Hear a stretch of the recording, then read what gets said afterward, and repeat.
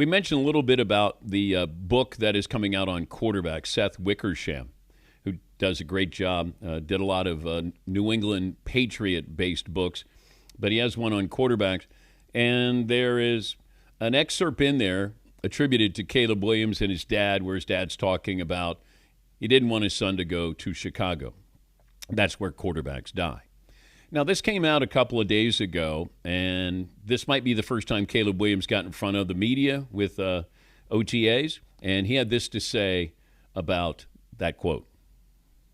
Through all of, what was, going on, through all of what happened in, last year and previous years, I think that was enticing. I think that was something that was glaring to me, that, I wanted to come here and, be the guy and be a part and be a reason on why, Chicago Bears turned this thing around. So that last thing that was said and all of that, I think was the most important thing, is that I wanted to be here, that I love being here. I love my teammates. I love all the people that got me here.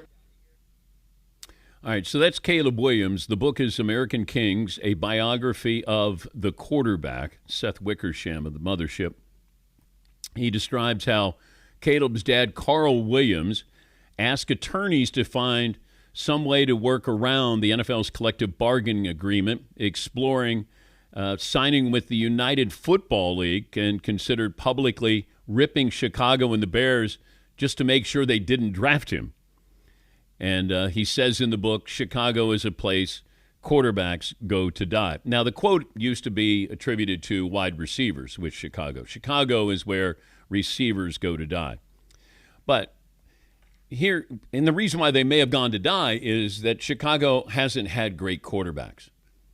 Have they had a 4,000-yard passer in their history, Paulie? Never. The answer is no. You had Jim McMahon, but, Jim was a wonderful college quarterback, and, they ended up winning a Super Bowl. Perhaps you've heard the Bears won a Super Bowl. Haven't dined out on that for a long time. But, they were always defense and running the football. It wasn't where they featured wide receivers and quarterbacks. So I don't know if this is where quarterbacks go to die. This starts in the front office. Who's doing the drafting here?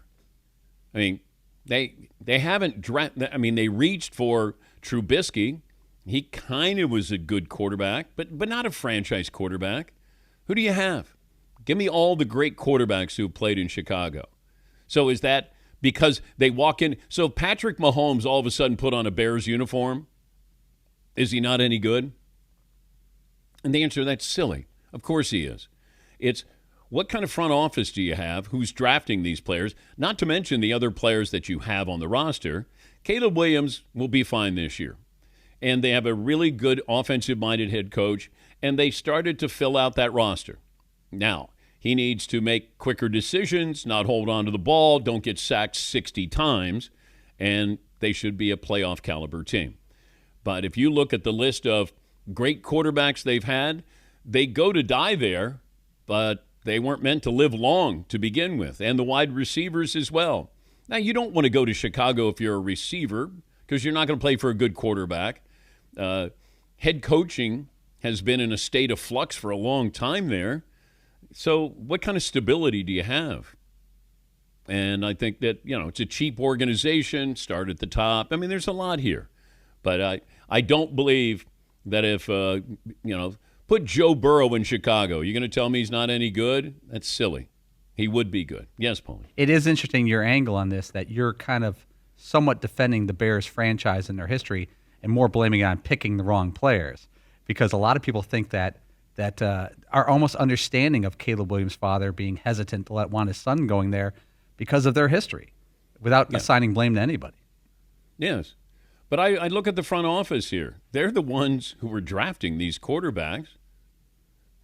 Paulie, give me an idea. Give the audience an idea. When you run down, I'm just saying Pro Bowl quarterbacks. Oh, Pro Bowl. I mean, only alternates. Like Mitch Trubisky was a Pro Bowl alternate. Eric Kramer was a Pro Bowl alternate. Kramer's, stat-wise, the greatest single-season passer in Bears history, and he's kind of a journeyman. Cutler had a couple good years, but even he couldn't break 4,000. That's about it.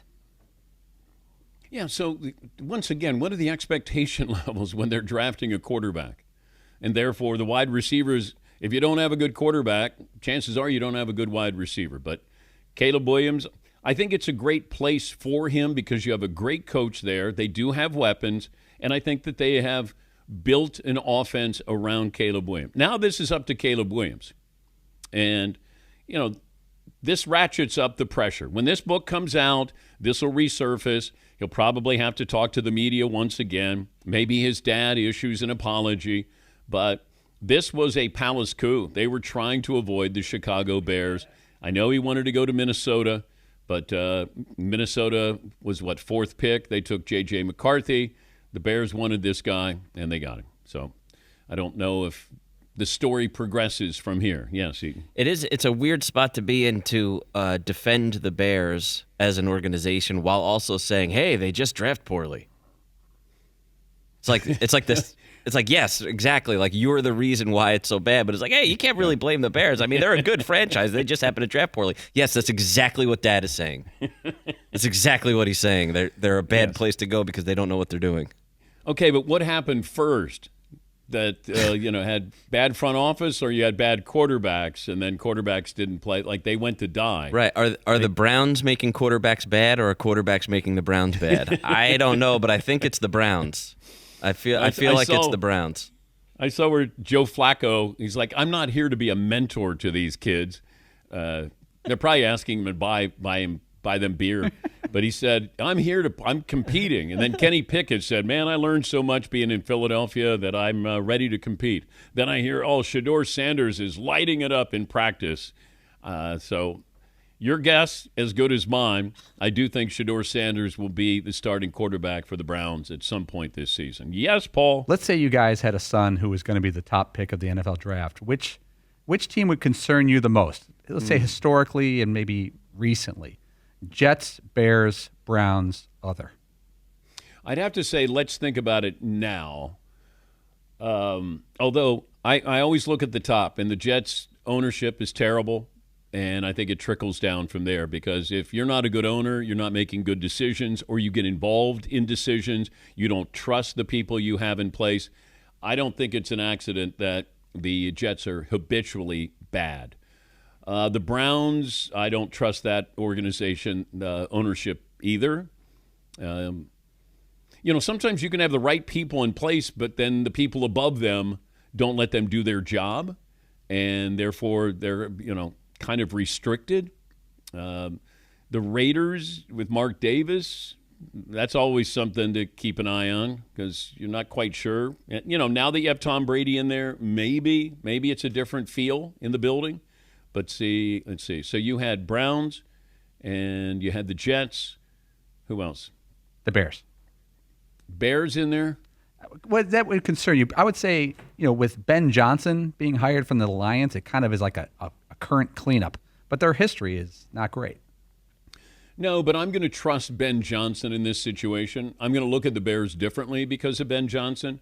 And maybe Aaron Glenn is a taskmaster with the Jets and turns them around a little bit. Kevin Stefanski, might be on a make-or-break year with that team, which might not be fair to him, but you usually get, 3-4 years.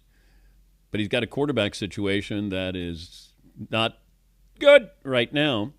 What other team? Would Carolina be in there? I don't trust that ownership there. Yes, Fritzy. What direction are the Arizona Cardinals going in these days? Post the Steelers Super Bowl, like what's really going on with the Cardinals? We keep waiting for them. We keep, Marvin Harrison Jr. the third, and Kyler Murray, and this is the year.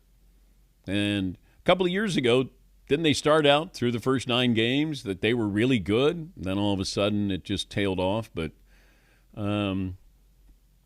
I'd put Arizona probably under that umbrella. Yeah, probably.